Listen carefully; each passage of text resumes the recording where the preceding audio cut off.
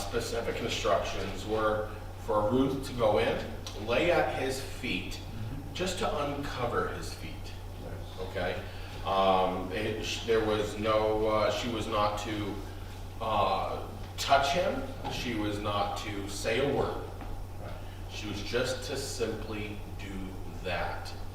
And I left you a couple weeks ago with a real cliffhanger, and that was his response to it. So he, right where we left off was, he woke up, asked her who she was, and she said in verse 9, you can see in chapter 3, I am Ruth, your maidservant.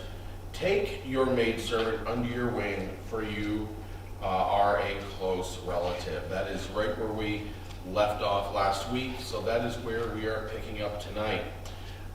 Verse 10 is where his response to this begins. So of course he could, at that point, remember one thing that we have learned about him, that not just was he a hard worker, okay, one thing he was known for was his integrity. He very easily could have, even though she told him, I am a close relative, he very easily at that point could have kicked her out. You know, no, this is a bad image, this is wrong, this, you know, whatever, okay? Now we will see in a little bit here that that sort of thing does come up, okay, as far as both his and her integrity in this situation, okay? We will see that in a little bit. His reply, though, begins in verse 10. Then he said, Blessed are you of the Lord, my daughter, for you have shown more kindness at the end than at the beginning, in that you did not go after young men, whether poor or rich. Okay, I'm going to stop right there. So, we are seeing, just in verse 10, there's a couple different things that are really in here. Okay, this is not just talking about him and her. It's not talking just about Boaz and Ruth. It is also including Naomi in this process, in this verse. Okay, what he is saying. For you have shown more kindness at the end than at the beginning. Okay, what we are seeing here is he is attesting to her in the sense of her devotion. Okay, there has been no, from what we can see, any kindness, okay, per se, that we have seen from Ruth to Boaz in that sense, for him to bring this out. I believe he is attesting to the fact that it says in the beginning, more at the end than at the beginning, okay? In the end there, what we have been seeing, the end, meaning more recent days, okay? Ruth's goal, her main purpose was not herself. She was taking care of her mother-in-law, okay? That was it. That was her only, that was her main concern, was her mother-in-law. And he saw that, okay? He saw that in her. And then he goes on further when it came to this fact of, you know, she's paying attention to Naomi. She's showing a lot of kindness to her. However, you know, in this, that she is now, and I believe this is Boaz also recognizing that Ruth is, as we would say, a Christian, okay? She is no longer she's no longer what they would call a heathen, you know, okay? even though she's originally from Moab, she now, I hate to use this term being that it's just been so perverted in today's culture, but she identifies now, okay, as an Israelite, okay? You know, she follows all that. You know, she said, "Your God be my God." You know, she said to Naomi, and in taking this all into light, okay, she very well could have gone after. She could have. How can I put it? She could have flirted, okay, I'll just put it that way. Okay? She was young, she was, we don't know. I mean, she could have been, we don't know as far as, as far as her looks go. We don't know exactly if she was beautiful, if she was homely. We know that she was a hard worker, so she probably did not have soft hands or anything like that. Okay, but she very well, she could have gone after somebody younger. She could have found somebody more wealthy. You know, there's many different other avenues, okay, that she could have gone after in that time, being a young woman. However, it did not change the fact for Ruth that that did not matter to her in that time. What mattered to her was taking care of Naomi.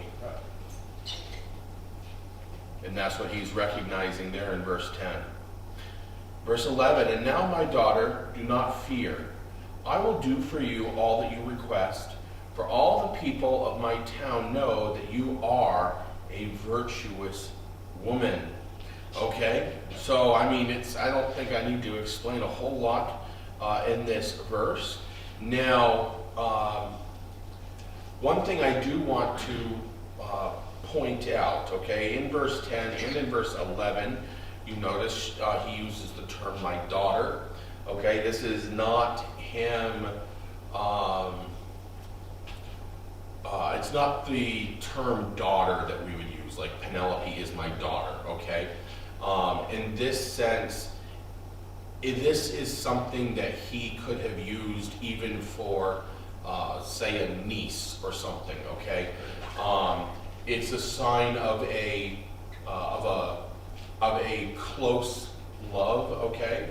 Or love that has of someone close, but a female that would be of the age range, okay, where she could have been, you know, his daughter. That would have been the age range. She was there was that, at least that much of an age difference between Ruth and Boaz. Okay, so I just wanted to let you know, as far as that terminology, what that meant.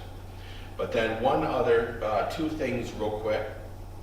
Okay, first of all, he says right out, okay, "I will do what you have requested." And that was, she had said, you know, you are a close relative, you know, so I am requesting of you what essentially tradition says, okay? And that would be that he would take care of her, he would marry her. And he says he will do that. And he knows, now notice, okay, what is important to him about her? Obviously, she's not coming with any wealth by any means, okay?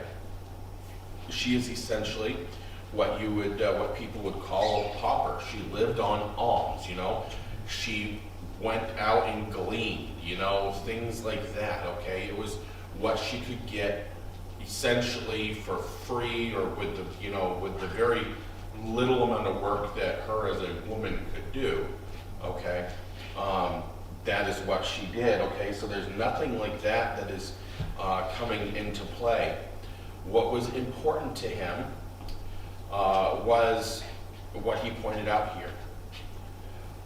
All the people of my town know that you are a virtuous woman. It was her virtue, okay, that he saw in those about 2 months that she had been working there, you know, eating lunch with them, that whole sort of thing. That was what he saw come out in her, was her virtue. Can I just interject something? Yes. Here? Maybe more of a question, but I don't quite understand the situation with the land that her father-in-law would have owned there in Israel. Mm-hmm. But it strikes me that had she gone and married some other young man somewhere, that land would have probably, how do I say it? There was a certain sense of leaving behind her father-in-law, his name, and the land that belonged to him, if she had done that. And by seeking a redeemer, it wasn't just for herself, it was for her mother-in-law, Mm-hmm. and her name and her future. Does Correct. that make sense? Yes, and actually we will look at that. Okay, I'm sorry. No, you're fine. You're fine. We will look at that in a little bit here. But yes, that does come into play, and I do have a little bit more on that for you. Back to verse 12.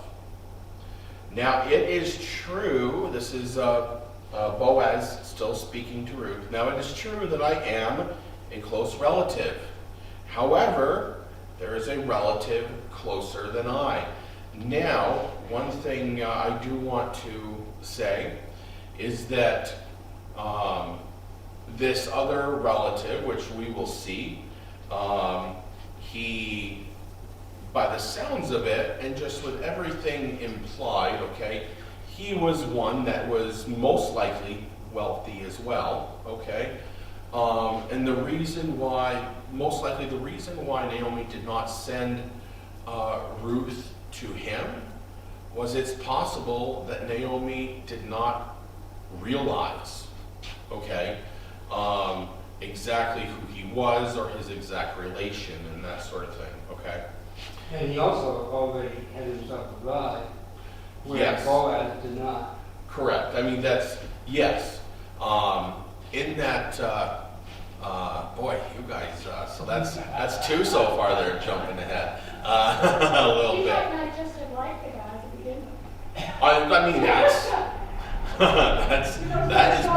that's possible as well.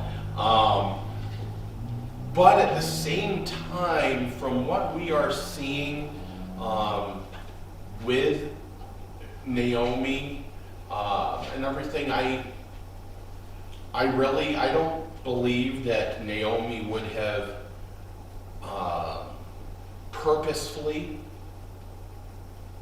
tried to go around the rules and everything of that time and try to, because I mean that would also that would end up looking bad on her and her family name if say Boaz did not know of this other kinsman himself and it happened, and then, you know, if stuff was to happen, then that could pull down that would pull down Boaz as well as Naomi and the family name. I'm wondering if she did it also as Boaz tried to keep her integrity intact. I wonder if Naomi also did it, looking at that guy as opposed to Boaz, and Boaz would certainly keep the integrity of Ruth intact, Yes. or maybe the other guy would not have. I do have a feeling that is, I mean, that's definitely true because, or definitely could be true. Because, I mean, what we know of this guy is very little, Yeah. okay? I mean, we know so little about him, it does not even mention his name, okay? It is just the closer kinsman. I mean, that's it. We don't know anything about him.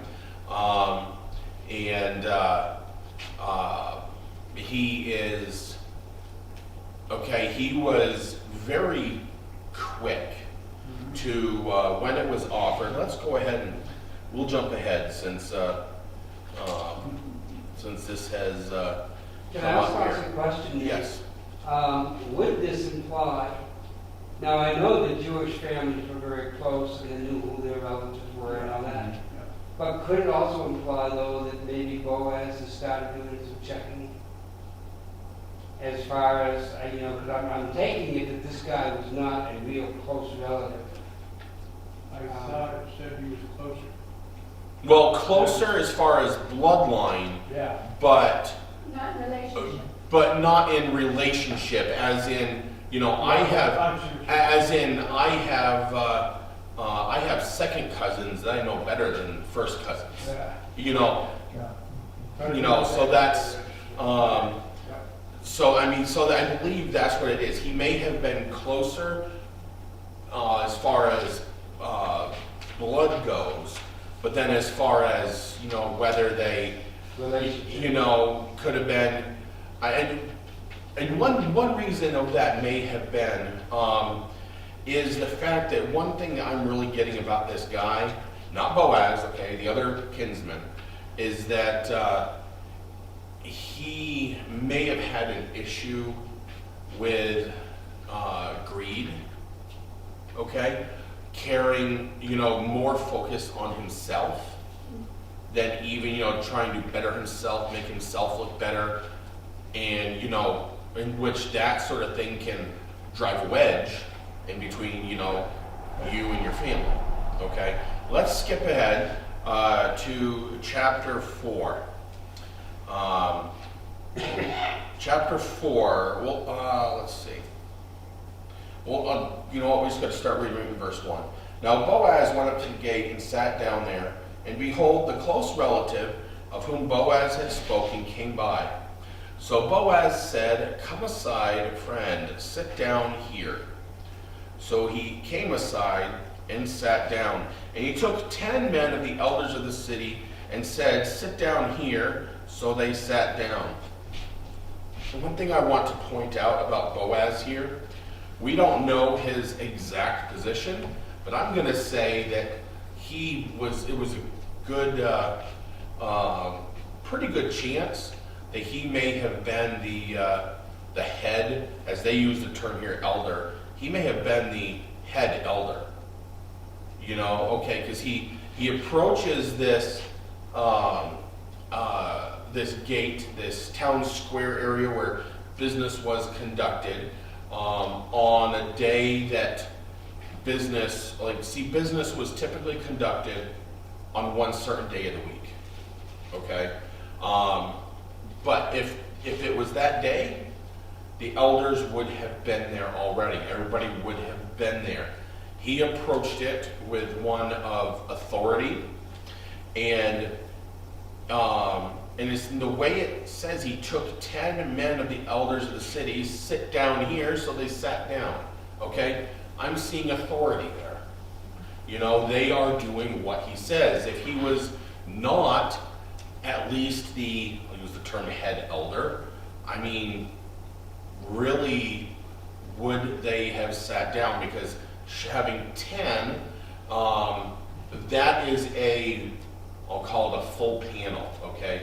That is how many had to be present for a legal matter, okay? Verse 3, then he said to the close relative, Naomi, who has come back from the country of Moab, sold a piece of land which belonged to our brother Elimelech. And I thought to inform you, saying, buy it back in the presence of the inhabitants and the elders of my people. If you'll redeem it, redeem it. But if you will not redeem it, then tell me, that I may know. For there is no one but you to redeem it, and I am next after you. I'm going to stop right there for a quick second.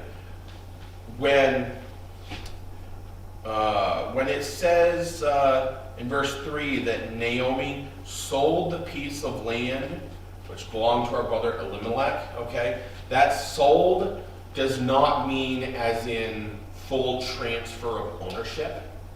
Okay, that's basically a mortgage was taken out on it. Like some people get a second mortgage sort of thing. So it's kind of, in a way you could say bank owned. Okay, and it's possible that this happened. I mean, and the reason why it would have said, it says Naomi and would not have said Elimelech was because Elimelech was dead at this point, okay? But it's a good possibility that a reason why that may have happened was during a famine. I mean, even when there's lack of food, I mean, even in today's world we see it, supply and demand. You know, if demand is really high, what are they gonna do? They're gonna raise prices, okay? So it may have gotten bad enough that before they left for the country of Moab, they may have had to take out a second mortgage on the house, you know, essentially, on that land to be able to buy food, or maybe to make that journey, that trek to Moab, and then the plan was after the famine to come back and then over a period of time, you know, pay it off, whatever. That is what it is. This sold is not a full transfer of ownership to a person. Okay, so at this point he is saying this is what is need to be done, and Boaz is using this as sort of a way to then, you'll see, slip in a little thing to it. Okay. Right away, the end of verse 4, and he said, this is the other kinsman, he said, I will redeem it. Okay, he jumped right on it. Okay, buying that, paying off that that mortgage. Okay, we'll say that mortgage, as it would say, is okay. He is going to, at this point, be getting land for most likely a cheaper than what it's worth. Sort of, you know, he's probably going to be getting it for a very good bargain. He jumps right on it. Why? That's going to make him more rich. That's going to make his name more prominent, that sort of thing, okay? However, there is one little thing that goes with this. And it's not until after, I think I kind of like this, of what Boaz does. It's not until after this guy jumps on it and says that I will redeem it, that he goes and mentions that the purchase of this property came with an encumbrance, okay? It came with a condition, okay? Years ago, back before I met Cassie, I was on the market. I was trying to buy a house, a single guy, and I almost did. I almost bought a house in Claremont, and the bank said, because originally the house had been a two-family house that had been converted. So the upstairs was an apartment, downstairs was an apartment. And the bank said, well, being that you're buying it as a single-family dwelling, before you can buy it, we want the kitchen that's upstairs removed. Okay, and so, you know, that it was just, you know, appliances had to be gone, pipes had to be cut and capped off, stuff like that. Okay, that way it's not a thing of I could easily just put something back in afterwards, that sort of thing. They wanted that done. Okay, so I had originally, with the way the contracts and everything work, I had originally offered it, and then and I said, okay, the bank says, I mean, I'm willing to do this, but the bank says this has to be done. This has to be done. So then the seller comes back and you know, and then adds another little change to it, and yada yada yada. But anyways, The only way at that point that I could buy that house was if that was with an encumbrance, okay? The only way I can buy this from you guys is if that kitchen is removed, okay?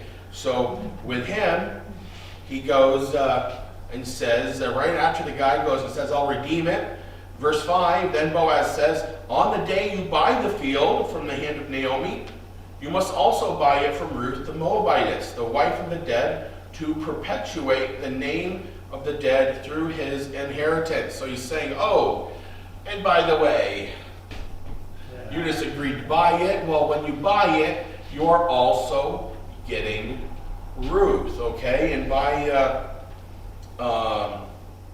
let's see, to perpetuate the name of the dead through his inheritance. Okay, this is meaning, you're going to be marrying her, taking care of her, which then in turn, okay, it doesn't say it right here, but that also means since you're going to be taking care of Ruth, since you're going to be marrying Ruth, you would then be obligated to care for Naomi as well. Yes. Naomi being a widow. Okay, well, as soon as he goes and says this, the close relative in verse 6 says, I cannot redeem it for myself, lest I ruin my own inheritance. You redeem my right of redemption for yourself, or I cannot redeem it. Okay, and there are multiple reasons that he refused this. Okay, what it comes down to, what it says, lest I ruin my own inheritance. Okay, this can really come down to two things. Okay, one, he was, as Pastor mentioned, he was already married. Now it was quite popular in that day to have multiple wives, to have more than one wife, okay? However, not all women would be accepting of this, okay? So it's very possible. He knew, okay, this is acceptable in our culture. It is allowed. However, I know my wife, that would just drive a wedge into our marriage. That would be a major thorn, which, could ruin that first marriage, okay? Which could pull down his name, which would pull down what they called inheritance. Inheritance did not just mean money then, okay? It meant everything about him. It could also, I was reading through some things and a couple other things that were brought up as well, is that it's possible him going in, 'cause we have no idea how old this guy is, even though he's closer in relation, it doesn't mean he's closer in age. It could be a thing of, he may have, we don't know how many, if any, kids he already had. He may have been looking at it as, okay, Ruth is young. That may mean more kids, more mouths to feed, and that's not something I want to take on for whatever reason. Okay, or he may have been looking on it as in it could, he may have been worried that it would mar his reputation because she was from Moab. Even though she was family, and as I said, identified as an Israelite now, it's everything that I am seeing about this guy. It really seemed like he was really focused on me when it came to this. It seemed like no one outside of his family right there. It was immediately he jumped on and said, no, you can have it. Literally what he said. Nope, you can have it. Meaning you can have her.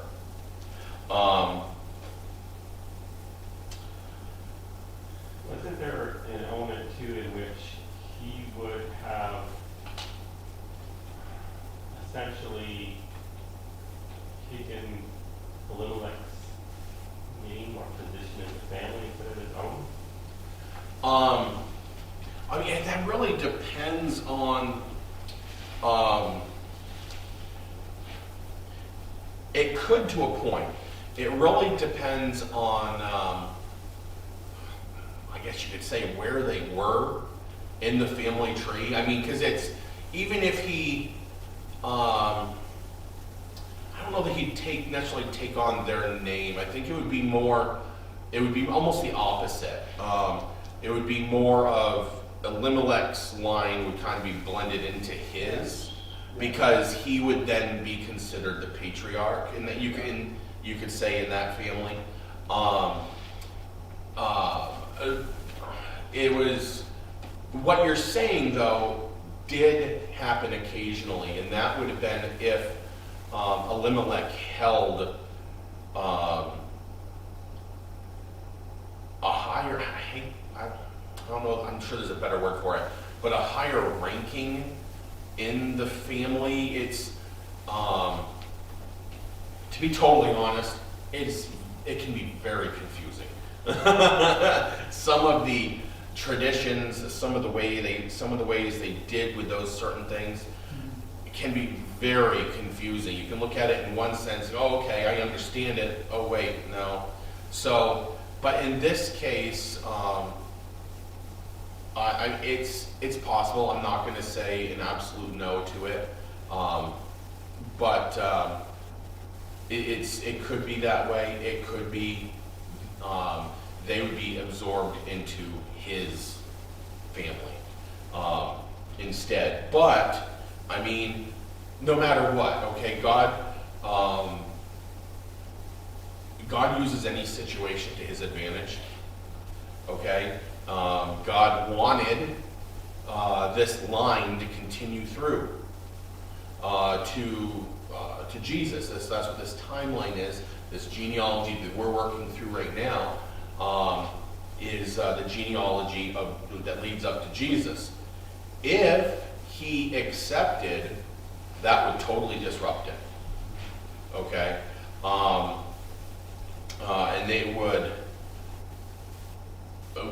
There's no way of knowing what would have happened. Okay, we just as far as that goes. I mean, just like, you know, any one of us who are married. You know, I mean, since you asked of it, I'll use you, Mark. I mean, who knows? And I'm sure you don't even want to know what your life would be like if you had have never met and married Anna. I mean, it's it's that sort of situation. We don't know what would have happened, and I, for one, don't want to know what would have happened, because that, you know, who knows what would have happened as far as. Planned, so even though Yeah. he couldn't have used, if he didn't use Boaz, he could use someone else. Right, It's the right, same thing with exactly. us. If we are not obedient, he just picks up the ball and gives it to somebody else. Yeah, yeah.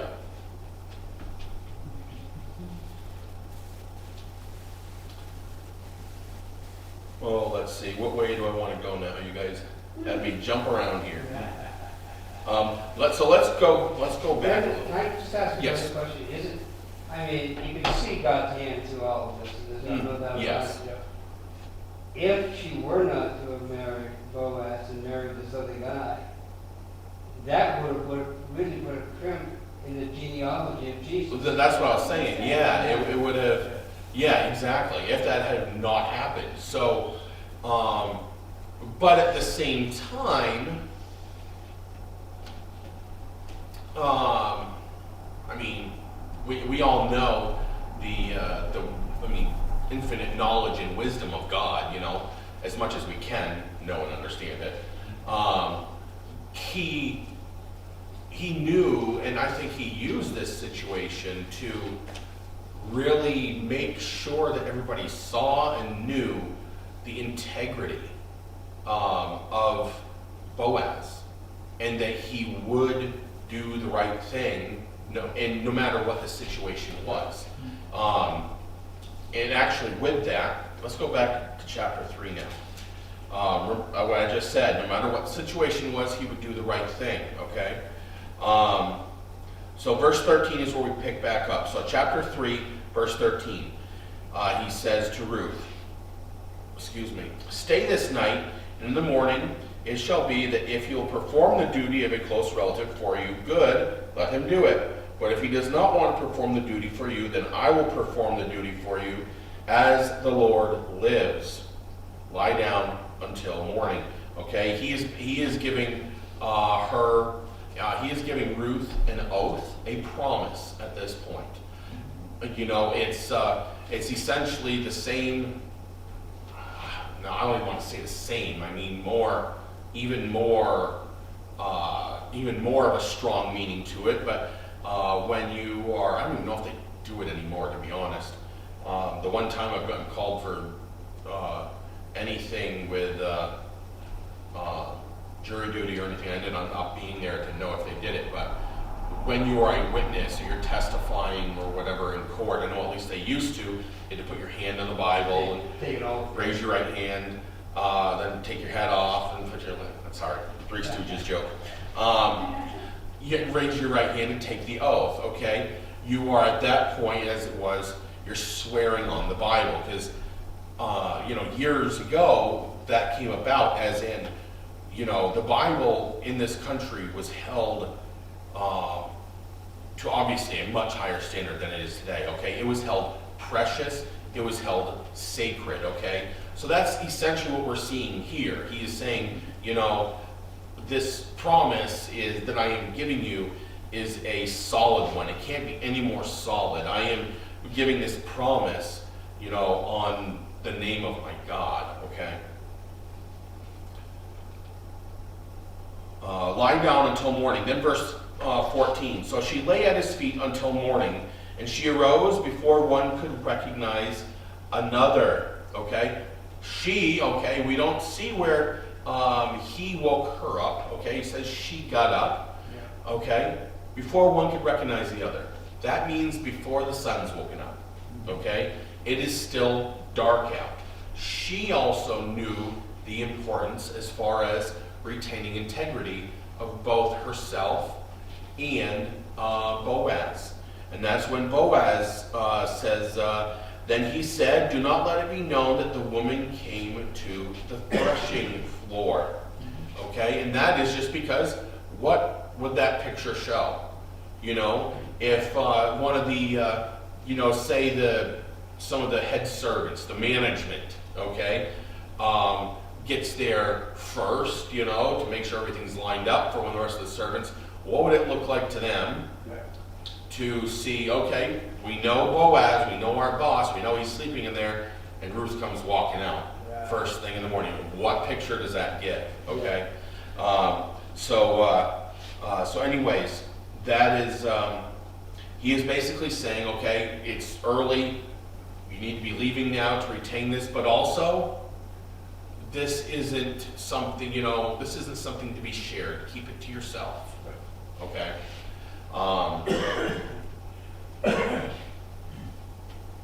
Also, he said, bring the shawl that is on you and hold it. And when she held it, he measured 6 ephahs of barley and laid it on her. Then she went into the city. Okay, now I mentioned a couple weeks ago, or however long ago it was, that we don't know 100% on exactly what ephah this was talking about, okay? Because when we look at it as far as what we know of what an ephah was, okay, this would be impossible for, in this case, for Ruth to carry. Because going off of that, that would say he gave her 6 ephahs of barley. For what we know in ephahs, that would be about 200 pounds. Okay, there is no way that Ruth carried 200 pounds of barley in her shawl, by herself. Okay, that did not happen. So there is another measurement that we know of that there. I did not write it down, and I can't remember what it's called now.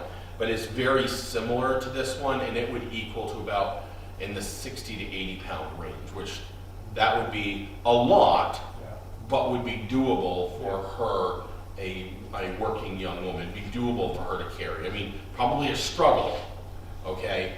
But that also, I think, really shows as well as, don't worry, I will take care, I will make sure you are taken care of, okay? So she took that, and then I'll just real quick tell you what the next few verses are. She goes back to Naomi and says, you know, I do want you to see something. I want to tell you something. Verse 16. When she came to her mother-in-law, she said, "Is that you, my daughter?" Right? Naomi? Did you seriously, after what? 8 hours, forget who she was? This is her way of basically saying, has your last name changed? Are you the same person? Or did Boaz last night accept, and so you are now essentially in God's eyes, are you married? Okay, has your name changed? Okay, that is, I wanted you to know what that was all about. Okay, it wasn't that she did not recognize her her daughter-in-law after just a few hours. Verse 18, Naomi says, "Sit still, my daughter, until you know how the matter will turn out.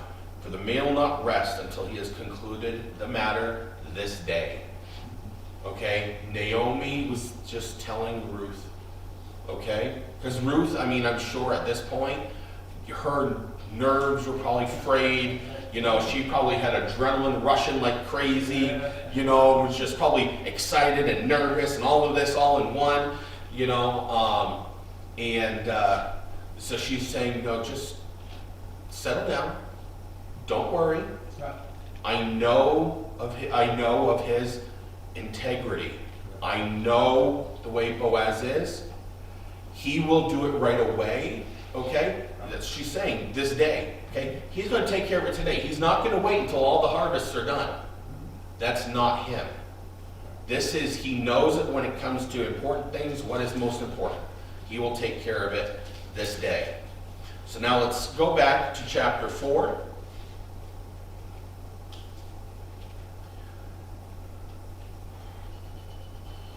Okay, pick back up in verse 7. Now this was the custom in former times in Israel concerning redeeming and exchanging to confirm anything.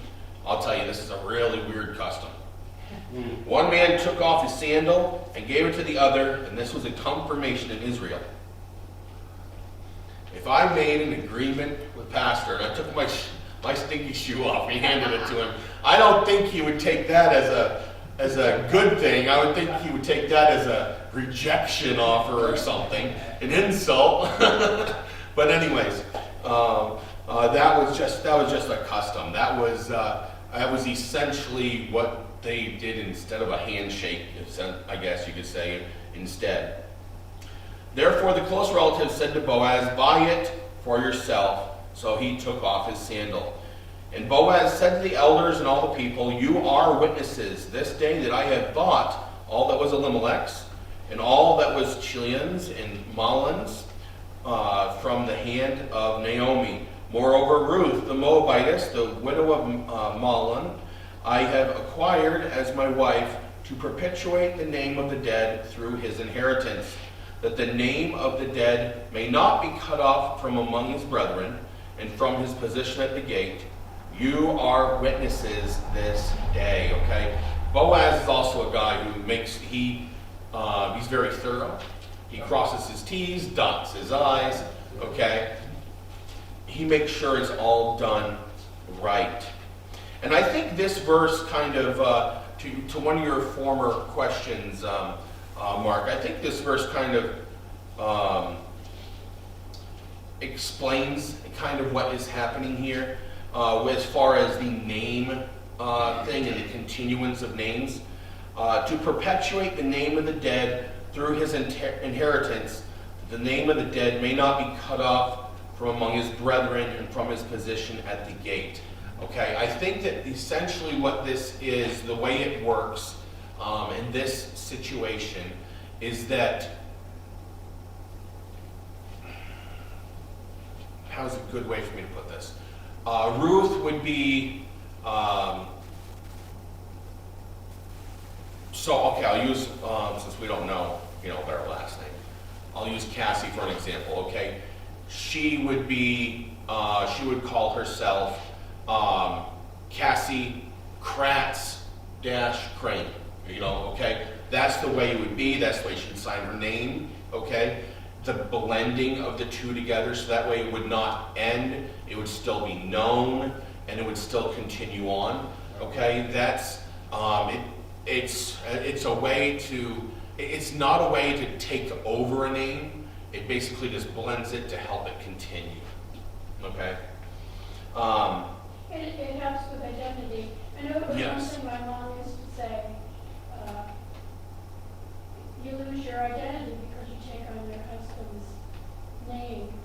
I never felt that way, but Mhm. a lot of women did in that, and that's why I think they went to the hyphenated names. Yeah. So that they didn't lose who they were. Yep. Yep, and I really think, I think that's a really good example of it too, yeah.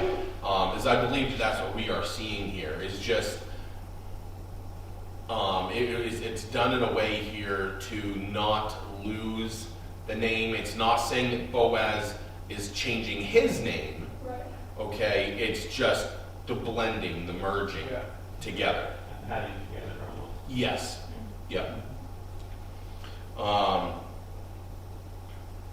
In verse 11, all the elders and all the people said that we are witnesses. The Lord make the woman who is coming to your house like Rachel and Leah, the two who built the house of Israel. May you prosper in Ephratah and be famous in Bethlehem. May your house be like the house of Perez, whom Tamar bore to Judah, because of the offspring which the Lord will give you from this woman. Okay, they are essentially giving him a blessing, okay, at this point, blessing this marriage, this union of Boaz and Ruth. And so Boaz did exactly what he would say, what he said, what he promised to her, what he promised to Ruth the night before. Verse 13, so Boaz took Ruth, she became his wife, and when he went into her, the Lord gave her conception, and she bore a son. Okay.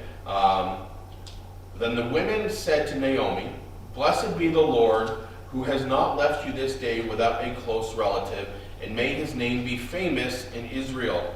And may he be to you a restorer of life and a nourisher of your old age.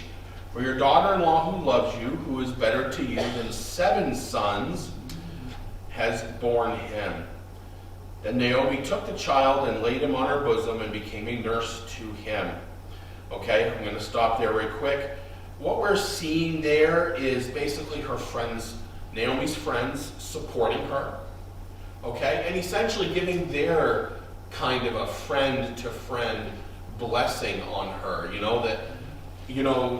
also I think reminding Naomi, look, see what God has done. God has not forgotten you. God is still taking care of you. Okay, and that, this daughter-in-law has done done so much for you, more than you might truly realize, and without them knowing at this time, because of what your daughter-in-law has done for you, because of that, the whole world will have the opportunity of salvation. They don't know that's what they're saying, but essentially that's what we're seeing here. That's what they're saying. This gift, what she has done for you, is immense, okay? This is a wonderful thing. And then I also just want to, because we know Naomi's an old woman at this point. When it says she took the child and laid him on her bosom and became a nurse to him, okay? A good picture of this, okay, is Patty. She is what's called, she dry nurses her, now great-grandkids, okay? This is not, so this would be after Obed, so that's the son's name, okay, Obed.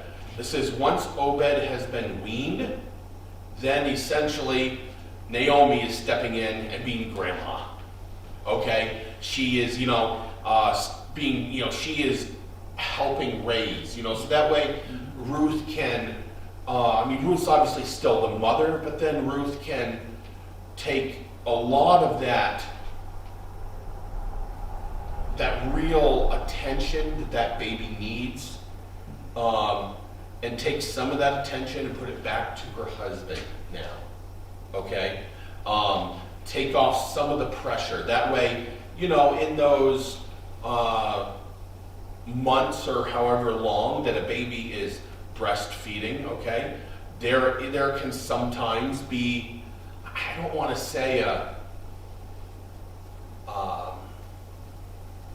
I don't want to put it in a negative way, but there can sometimes be a little bit of a separation between husband and wife a little bit because of that obligation.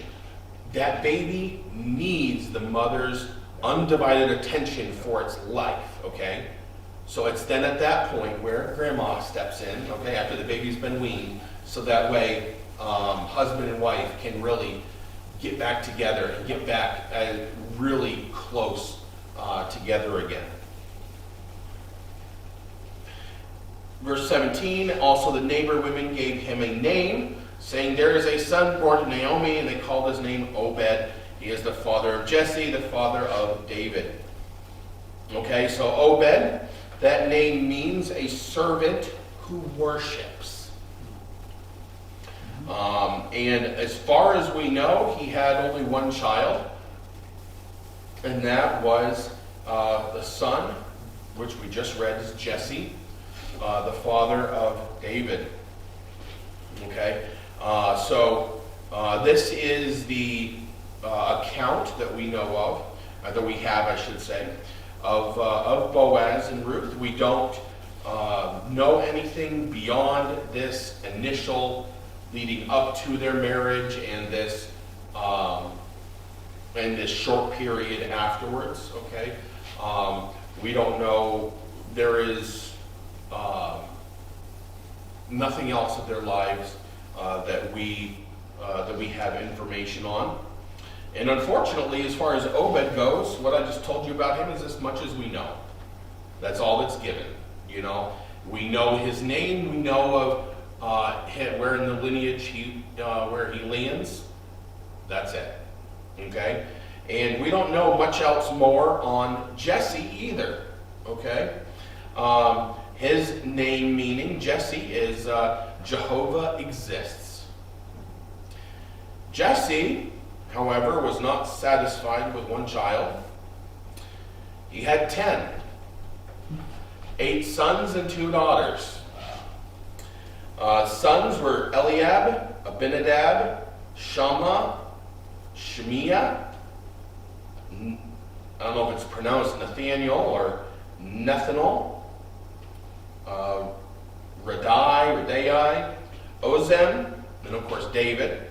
And his daughters' names were Abigail and Zeruiah. I'm glad you named David, so that we remember that. Yeah, right. And not gone with one of the other, what we would call odd names. Yeah. Yes. Jesus, the lineage of. Yeah, exactly. Instead of Jesus came from the lineage of David. Jesus came from the lineage of Shemiah or something like that. I mean, I'm sure that would be it would be easier to know and pronounce if that was the case. But anyways, yes. So, I mean, that's essentially, to be honest, that's the most we know about him, is of Jesse as well, is that he was a father, and that, as we will see when we start looking at David, is the fact that he cared for his sons and wanted to know how they were, because the 3 oldest were in war. So he sent David out. Of course, we know that account, and we will look at that once we get there, but sent David to take them food and to see how they were doing. So So that is where we are going to end for tonight. I'm not sure yet if next week, if we'll start on David, or if we'll do something else. I'll just use the phrase more Christmas themed if I'll do something different next week. We'll see how it goes.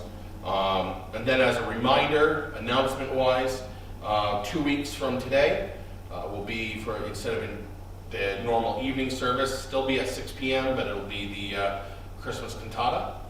So please, if you're able to come out and worship with us through music and song, it'll be a good time. It'll be a good night. Let's close in prayer. Heavenly Father, Lord, I thank you so much for this wonderful account, Lord, that you put in the Bible for us, Lord. This just showing the integrity of the man Boaz and the virtue of the woman Ruth. And Lord, also